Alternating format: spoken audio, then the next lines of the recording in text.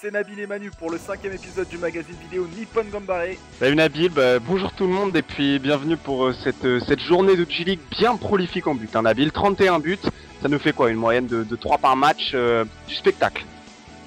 Et Nabil, on commence directement avec le match du champion sortant, centré de chez Hiroshima qui affrontait une équipe de Shimizu en grande difficulté.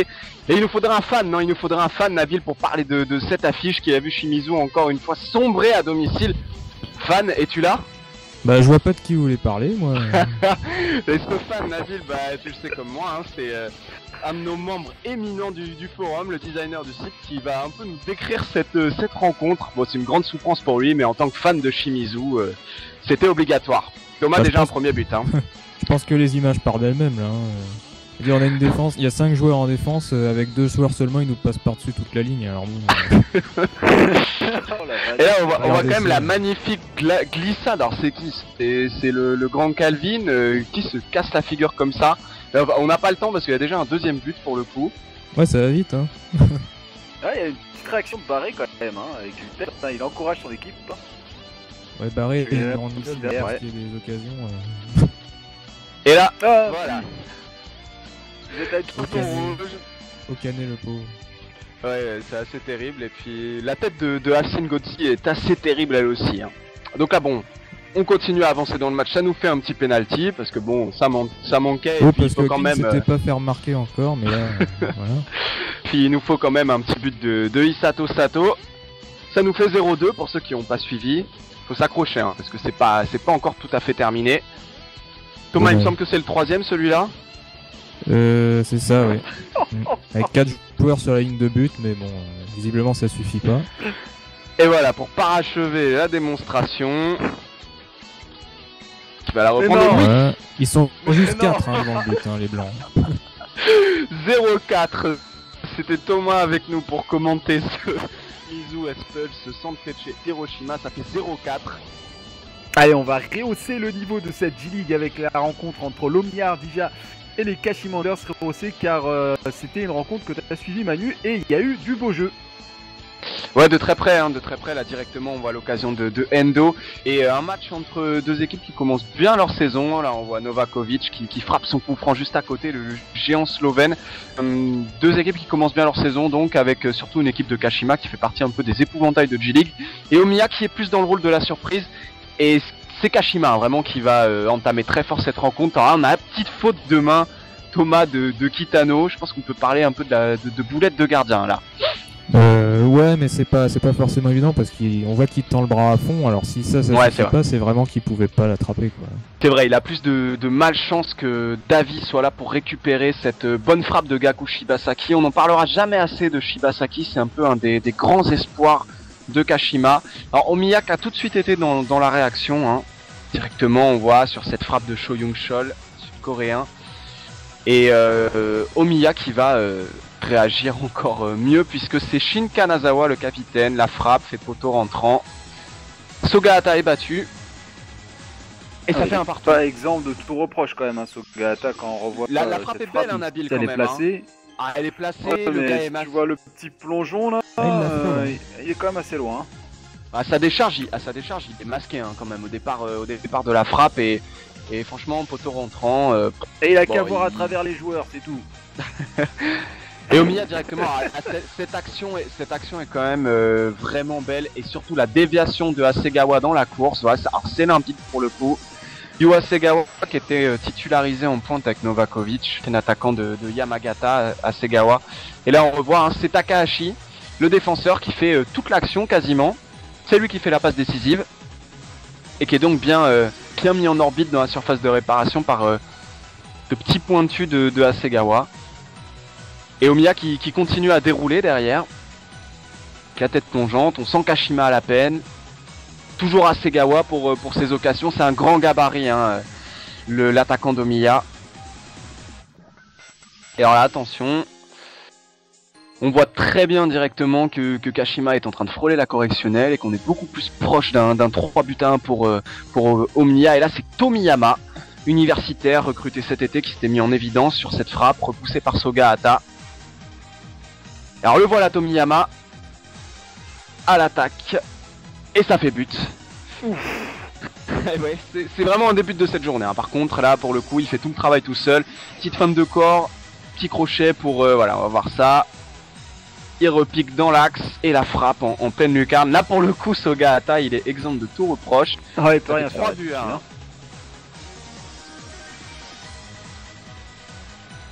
3 buts à 1 pour Omiya face au Kashima Antlers. Allez, direction Yokohama avec la rencontre entre le Yokohama F Marinos et le FC Tokyo. Yokohama qui réalise un excellent début de saison et qui va pourtant se faire surprendre sur ce but de Lee Tadanari, Manu. Ouais, mais le FC Tokyo qui réalise un excellent début de saison également. Hein, gros recrutement, on le rappelle, les présences de Higashi notamment. Et c'est une équipe du FC Tokyo qui tourne très très bien pour le moment. Et ça commence bien sur le terrain de Yokohama avec cette belle reprise et ce premier but de Tadanari Lee pour son retour en J-League. Ouais, ils étaient trois pour Lee. faire une tête en même temps. Là. Ouais, Ça, on, des a, espaces, hein. on sent quand même le type qui revoit en boucle les images de Shimizu dans sa tête. Alors attention Nabil, hein. Franc de Shunsuke Nakamura. Et bon, est-ce qu'on peut parler de but gag ou c'est un peu sévère? Non, c'est un peu sévère parce qu'en plus, si tu regardes bien, c'est ton poulain qui dévie le ballon, hein, c'est Higashi. Hein. Et il s'en Ouais, veut mais bon. énormément. Hein. Ouais, c'est ça. C'est-à-dire, il est tellement fort en fait, il peut aussi marquer du dos, tu vois. Et ah non! Donc oui, Higashi qui marque. Mais réaction derrière de Yokohama avec cette belle tête de Fujita. Ouais, ils poursuivent leur réaction hein, directement. On a vu Yokohama, c'est une équipe. Finalement, t'as toujours l'impression en fait que Yokohama a un jeu assez simple, hein, deux récupérateurs performants. Et là, il faut le dire, c'est Fujita, recrue, 17 buts en deuxième division l'année dernière, qui permet à Yokohama de passer devant, mais avantage de courte durée, parce que c'est Kazuma Watanabe, lui aussi, hein, qui se remet bien dans cette J-League, qui permet à Tokyo, avec là encore un ballon dévié par un défenseur. De partout pour le moment. Et un joli air plongeon du gardien aussi. Ouais mais ça tu sais très bien qu'on en voit tous les week-ends dans J-League. Et donc qui va gagner ce match? On se le demande et c'est finalement Yokohama, ça touche le poteau, ça rentre et c'est encore Fujita pour sa première titularisation. 3 buts à 2 pour Yokohama, Nabil. Le Jubilo Iwata accueillait pour sa part le Sagantos. Jubilo Iwata qui se cherche en ce début de saison, Thomas. Effectivement, là, on a vu le défenseur chercher plutôt le bas du ventre de l'attaquant avec son crampon, là, et comme c'est une tête, bah c'est passé au-dessus, pas de chance. Hein. Ouverture du score de Toyota.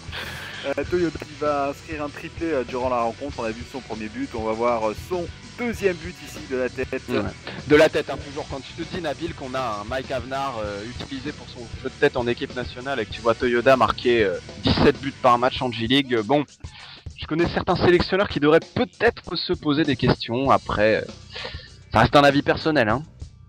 Et on risque d'avoir encore Mike Avnar. Et là, oh là là là là là, la frappe de Yamada. Et c'est dedans, le ballon a bien franchi la ligne, Manu. Nabil, encore un Hiroki Yamada. Bon, on dira rien sur l'arrêt du gardien, mais encore un. Nippon Gambare, on milite le voir arriver en équipe nationale. Quel jeu milite. Et on voit encore une fois Yamada qui est toujours capable de remettre son équipe dans le bon sens. Mais pas suffisant, hein, parce que Toyoda qui met le but du 3-1. Et alors on se dit que ça va être très compliqué pour Iwata de réagir. Encore de la tête pour Toyoda. Ouais, c'est impressionnant. Hein, Toyoda c'est vraiment un des buteurs qui monte en J-League. Dommage, la parade du gardien est plutôt bien jouée. C'est qui du coup qui marque? Bah là pour le coup c'est Matsura. Hein. Matsura qui permet à son équipe de revenir de 3, l'ancien universitaire. Et Jubilo qui va arracher. Ils vont arracher le match nul. Les joueurs du Jubilo Iwata. Et d'ailleurs Nabil c'est sur un centre de qui? C'est un centre de Komano. Mais regarde-moi le défenseur là. Mais regarde. Alors que c'est bien le style troisième poteau dans le centre. Hein. Mais pourquoi il dégage comme ça n'a aucun sens. Oh bon, score final 3 buts partout entre le Jubilo Iwata et le Sagantos. On vous avait dit qu'il y avait des buts en J-League. Et on va continuer à en voir tout de suite.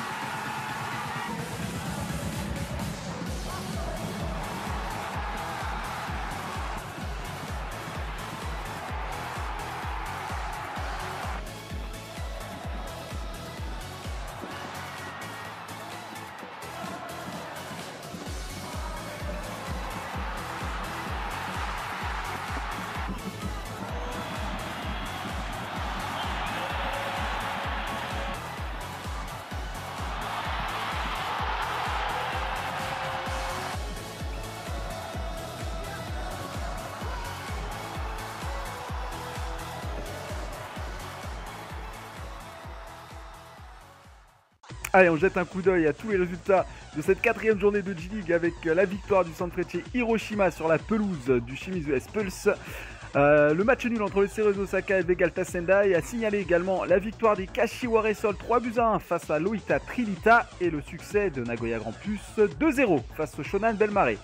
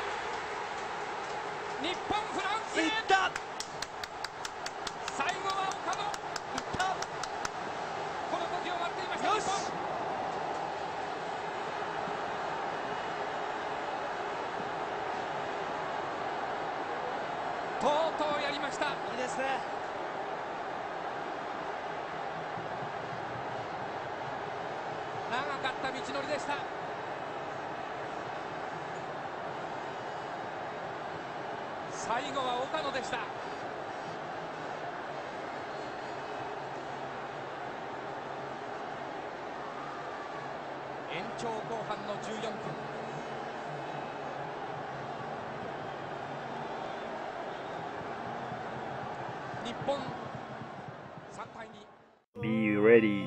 Allez, on jette un coup d'œil à tous les résultats de cette 4e journée de J-League avec... j'ai pas les résultats, donc ça se met chargement en cours en fait. Donc voilà, ça fait chargement en cours. Allez mon PC, allez mon gros, voilà, ça c'est ouvert. Bon, je présume qu'on l'a refait. Allez, 3, 2, 1, c'est parti. Et le succès des Nagoya Grampus 8 2-0 face au Shonan Bellmare. Et quelqu'un? Ah d'accord, mais tu veux qu'on réagisse? Moi je pensais que t'avais... Non mais t'allais directement droit dans ton truc, je vais pas le stopper. Bah en fait non. Pour la garde, c'est tellement marrant le moment de solitude de Nabil là. Ouais, bah mais le temps, il faut que tu nous parles, que tu nous décrives toutes ces actions magnifiques dans lesquelles on a vu la défense de Shimizu rayonner, hein. C'était assez spécial ce match contre les champions sortants Urawa. Bah, non, c'est Hiroshima. Hiroshima. Vas-y, on va la refaire. Les champions sortants Urawa, Narazawa. Vas-y, on la refait. Hiroshima Red Diamond.